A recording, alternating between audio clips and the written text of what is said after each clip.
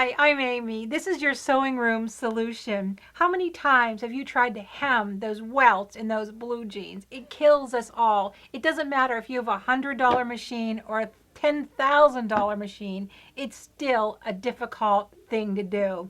I have a couple tips for you that may help you get through that tough thing. Now, my family comes to me and says, "Can you hem?" And I say, "I don't hem." And they all laugh because they know when you have a room full of machines, you have to know how to hem.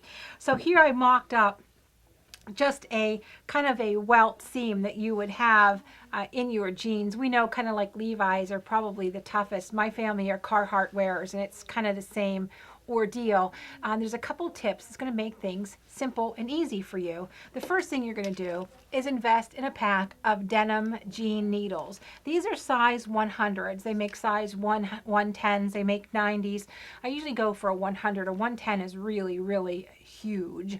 And I always start my jeans with a brand new project. And if I take it out, I do save it. So if I start a new pair of hem, I put the old one in first, and if something happens to it, then I pop in a new one. So it's good to have a couple packs of these around. And then those of you who have been sewing a long time like I have, like before dinosaurs roamed the earth, this is an old seam stick and a seam pounder that we made our Pendleton suits out of and our wool suits. I keep this handy because we're going to do a little prep work first. And then there's this gizmo. This is our hump jumper, Majig. You can still purchase them today. Some sewing machine manufacturers include them. This may have been in your accessory tray for the last 30 years and you have no clue how to use it. It's to help you with those heavy seams. Trust me, I'm going to show you how easy it is to use. It's pretty cool. So the first thing we're going to do is we're going to put on our imagination hat and pretend this is a pair of very heavy blue jeans. This is our nice little welt right here. The first thing you're going to do is take this to your ironing board and you're going to lay it on your ironing board and you're going to steam the daylights out of it. Pss, pss, pss, lots of steam, lots of steam.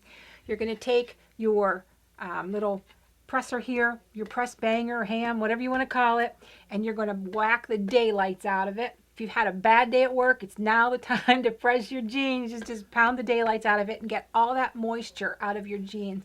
If you don't have one of these, a 2x4. And I'm not saying what you need the 2x4 for, but just keep it in your sewing room. So pound the moisture out of that seam. And what that does is that breaks down the fibers that's built up in all 10 layers of that crazy welt that you've got going on. So it makes it very easy for you to sew through. So you're going to take this to your sewing machine. You have two thicknesses of your little hump jumper, and one thickness matches up whatever thickness your welt is. You have a thick side and a thin side. So when I take this to the sewing machine, I'm going to start out my hem, and we're going to fold this up, and I'm just going to use a straight stitch here, and of course that's what you're going to be using too. And this is a little heavier weight fabric, so I'm going to use a stitch length of around 3, and I have a heavy needle in here.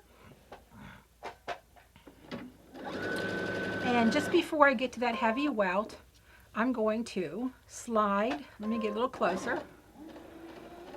Just before my needle gets into the welt, the heavy part goes underneath my foot, just like that. Now I go nice and slow. Nobody in their right mind can do a Dale Earnhardt and zip right over this welt. Best thing to do is sew by hand to make sure it goes through there. And trust me, this is my sewing by hand, by the way. It's the only thing I do is turn the hand wheel. You can go nice and slow and go through it. Just before my needle plops off the other side of the mountain, I take this, turn it around, put it in front. Now what that's doing is that is offsetting the height of my foot against the height of the welt. And no, don't sew through it. You're going to sew so far. Pull it out. And continue sewing. And just when you get to the other side, you now have a perfectly sewn welt. This is about 8 layers of denim right here. But the best part is there is no big honking jump stitch between here and here on either side that you normally get. You don't have to run and get your hot glue gun to finish hemming right here. Just a few simple steps. And if your sewing machine doesn't do it after you've whacked it with lots of steam and a piece of 2x4 and with your Gina-majig and your little hump jumper, then go to visit your dealer and ask in person how you can do this. Maybe you're missing something. Maybe it's time for a new machine. Who knows? This is your sewing room solution.